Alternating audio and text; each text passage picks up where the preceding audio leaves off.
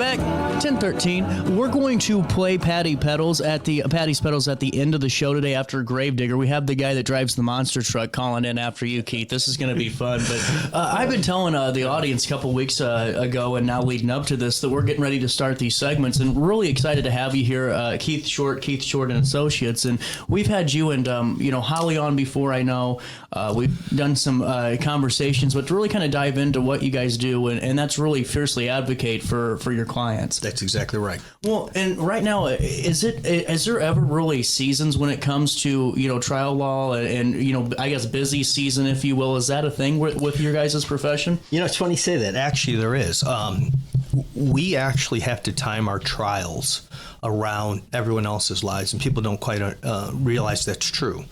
You don't want to try a case between November and the end of December because you got Christmas and you've got Thanksgiving in there, and then people have a lot of times vacations toward the end of the year, and it's just an awful time. And what we have found, and I've tried lots and lots of jury trials relative to most of my fellow attorneys, when jurors are irritated by being there, they're irritated mostly with the plaintiff.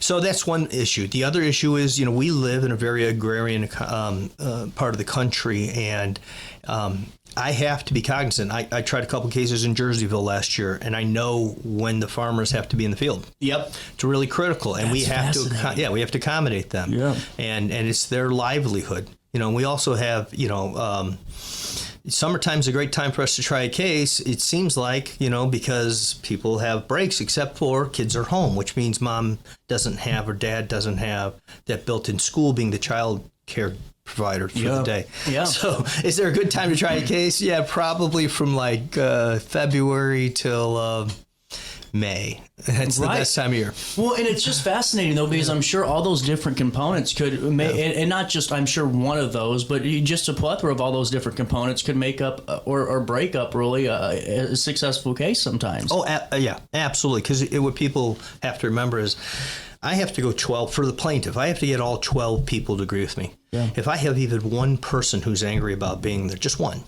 then the odds of me winning are going to go way down. So we have to be very aware of people's needs or circumstances, the single parent who has kids, or the person who says, look, I'm the only wage earner. If I don't work, and this is a 3-week trial, they're going to be angry about being there. And I don't blame them for that. So actually what I think people should realize is the judges and even the defense lawyers and ourselves, we are all aware of that. Nobody wants an angry juror there. So to the best of our abilities, all of us, we kind of work together to sort of pick out, that guy's going to go and this lady's going to go.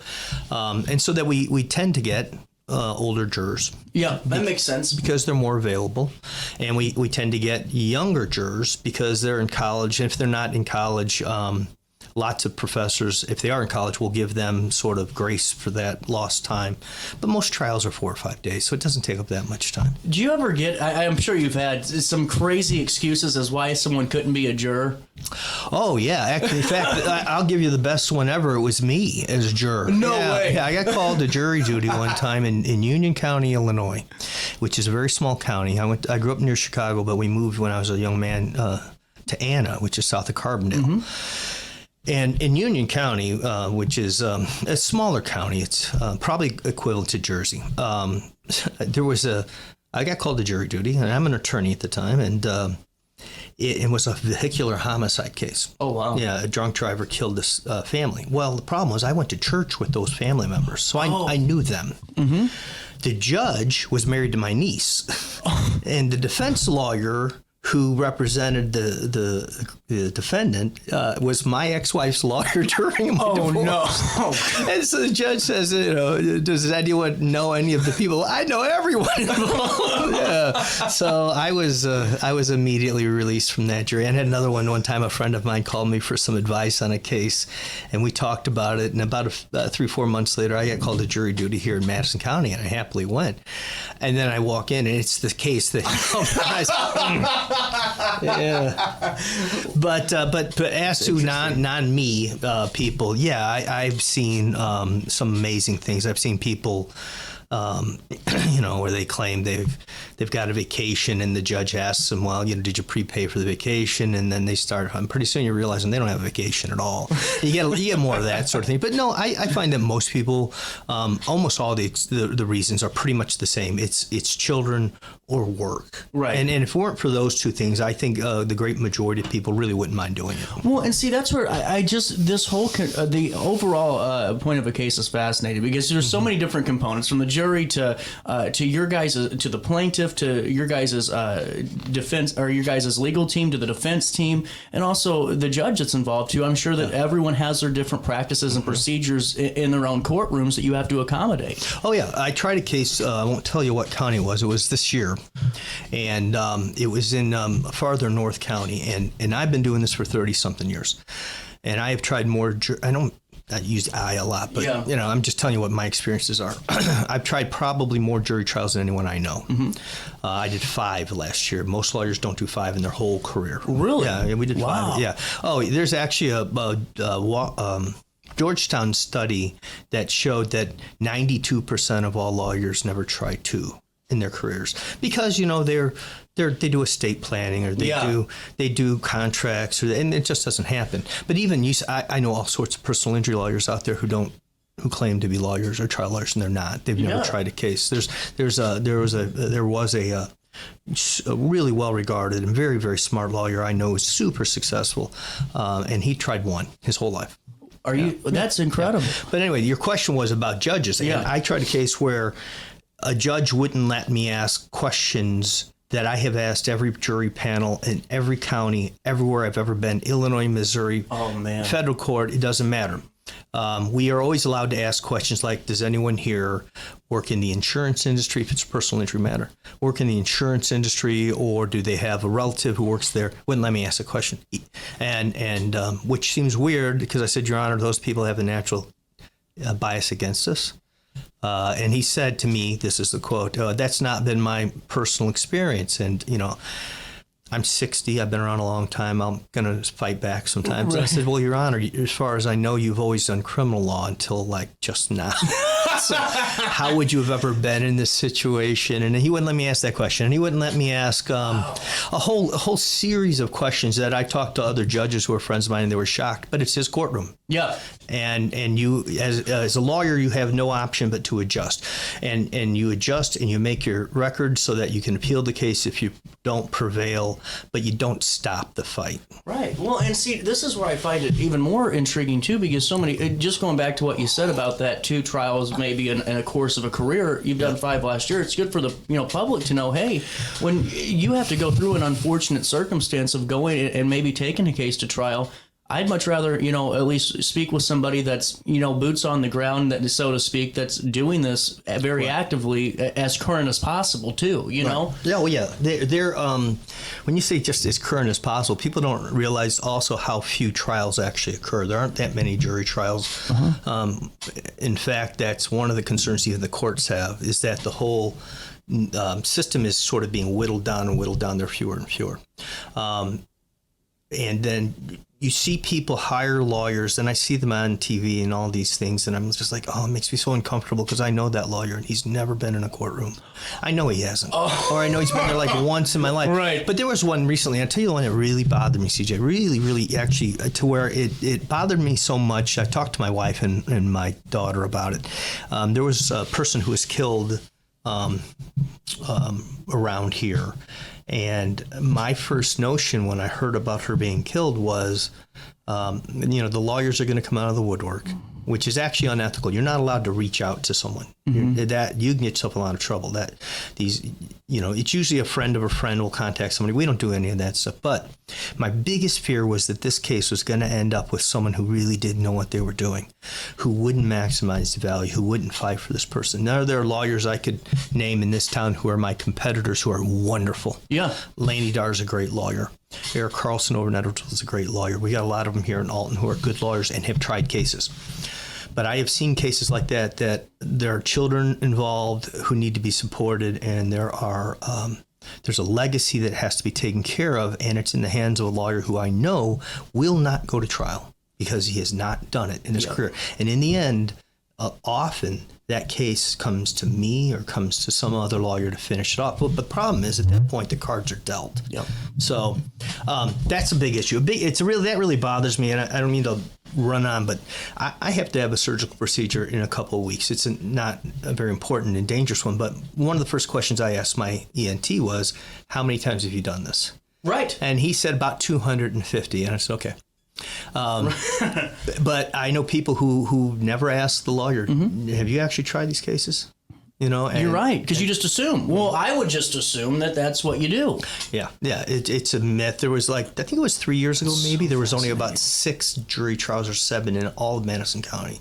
Wow. Yeah, in the PI side, in the what I do. Yeah. Well, and that's where the work that you do is unfortunate work in a lot of ways. And I don't want to sound all doom and gloom, but when we're talking, medical malpractice and some of these things that are completely life altering, and not just for that person, but for their families. Right. I'm sure it's really paying careful attention to every detail, number one, but also making sure that personalized side of things, and is there too on your approach to make sure that, you're treating this with that human component, and it's not just a number for that individual too. Right. One of the things that we hear all the time, there's certain, I don't call them lies, but there's certain lines, LINES lines, that we hear almost from every client who comes in the door. Mm-hmm. And one of the first ones is, virtually everyone says, especially in the medical malpractice environment, is it's not about the money. And actually I used to have that laminated because I heard it so often. I would show them the card. It's not about the money, and it has to. And I tell them, well, it has to be about the money because that's the only remedy the law lets you have. Right. And the only thing that'll effectuate real change is money. The only that's it. If you want to stop something from occurring and then reoccurring in a hospital or in a doctor's setting, is you have to make it painful for them. Well, we can't take a license away. We can't, no one wants to physically harm anyone anyway, though sometimes you get so angry you want to. I bet, you can't. So the law says you can only do one thing, and this is it. It's damages. And when they walk in, they say, and this isn't about the money, it's about principle. Well, it has to be about the money because I go bankrupt if it's not. Yeah. And secondly, money is the only remedy we have, so we don't shy from it. When I pick my jurors, one of the first questions I say to them is I tell them this: money is the only remedy. And that is all we can do, so that is what we must ask for. And this is a significant injury, so the amount has to be significant. Who's bothered by that? And you never say, by the way, is anyone bothered? You say, who is? Because who assumes there's someone in the room? That's right. And then when that person raises their hand, you ask them why. And you find out, then you link that person and say, who else feels the way CJ feels? Okay, and you honor that, and you listen to it, and you respect it, and you loop all these people together who say, I really hate it. I hate the money aspect of it. It's a calculated approach. I mean, you have to be very calculated with this, and it only comes from experience. I'm kind of getting from this because you have to learn these things from interactions. You aren't going to read it from a book and get it. Yeah, it's exactly right. One of my favorite examples is you have to try to also find out when you start picking a jury. There are certain groups who are going to be naturally against you. We use jury consultants. They help you. But if you've done enough of this, you don't have to do a lot of that. Yeah. But you have to understand when you're picking the jury, there could be people in that group who are good, decent people, but they have a real difficult time with the law sometimes. For instance, let's say, as an example, the law says there can be or can't be the death penalty. You could be a hard-ass, pardon my language. Yeah, no, you're fine. Tough person, and say, but I don't believe in the death penalty. And you could be a really strong Christian and say, I think sometimes it's necessary. The point is, you have to delve into that and find out what these people think. It's really difficult. Well, and now, just as we're going into this, and man, this is already fun. We need to actually extend these, I think, because I'm having too much fun already. I'm learning a ton from you, too, because I always find this fascinating. Let's remind people, too, what Keith Schwartz and Associates is all about, because you do medical malpractice, personal injury. Take me through the other different practices of the firm, if you could. Sure. Well, medical malpractice is the largest portion of our firm, and we do car accidents. We do slip and falls. I'm not a big fan of those kinds of cases because, I think those are often very unfair to the business owner. Yep, I agree. Some water spills, some guy falls in it, the water had been there 10 minutes, you didn't have a chance to clean it up. The guy had 14 beers on the way, Yeah. Or the person in front of you sloshes their beer and you walk by 2 minutes later and slip and fall on it. That seems extraordinarily unfair to me, to the business owner. Yep. So we don't, it's got to be a really profound, this is, you can't leave a giant hole there without a light on it. Right. And then, even then, if that person falls in the hole, they better really be hurt, right? I have no real interest in doing it. So we do that. We do workers' compensation. My partner, Holly, does estate planning. She's really good with establishing businesses. If you have a small business that you want to set up, Holly's really a fantastic person to call. That's pretty much what we do. Well, and you guys have a great team all across the board in the office, too, and that's a good thing to note. And Keith, we still have a couple minutes here, but I'm really excited as we talk to you the next couple of months and have you on twice a month at least to fill us in, that we get to learn more about this, because you need to have good legal representation. And in the world of Google searches right now and who paid for the highest listing, they might come to you, but are they going to do the same job? That's, you know what I'm saying? That's kind of the question. So it's good for the younger generation to know if something happens like this, to really go after somebody that's done this before and knows it. And when you're working with clients, how important is it for them to be transparent with you? Because I could only imagine you do all this work on a case, and then all of a sudden, here we are. Mm-hmm. Someone's lying. Before I let you go, real quick, how important is that transparency? We tell every juror or every potential client, it's TLC. Jurors must trust you and like you, and then they might compensate you. But if you don't tell the truth, you might as well just go home. Right. The moment you get caught in a lie, they turn on you. And they should turn on you, because this is serious stuff. You took an oath, and you better tell the truth. If I get a chance to come back, I could tell you a bunch of really great stories. Oh, I'm ready for it at the end of September. I've had people caught in lies and depositions where I look over and think, you SOB. and I've actually stopped depositions and walked outside and looked at the defense lawyer and said, we're going to dismiss this. This guy's a lying sack of stuff. Well, and Keith, seriously, thanks so much for this first segment. I can't wait to talk with you at the end of the month. And really, we're going to have to extend these because I'm having too much fun already. Well, I'm a motor mouth, so don't give me a mic. I'll keep going. We'll take a quick break, and coming up, we're going to be talking with Tyler, Team Gravedigger, right after this on RiverBender.com, Roku TV.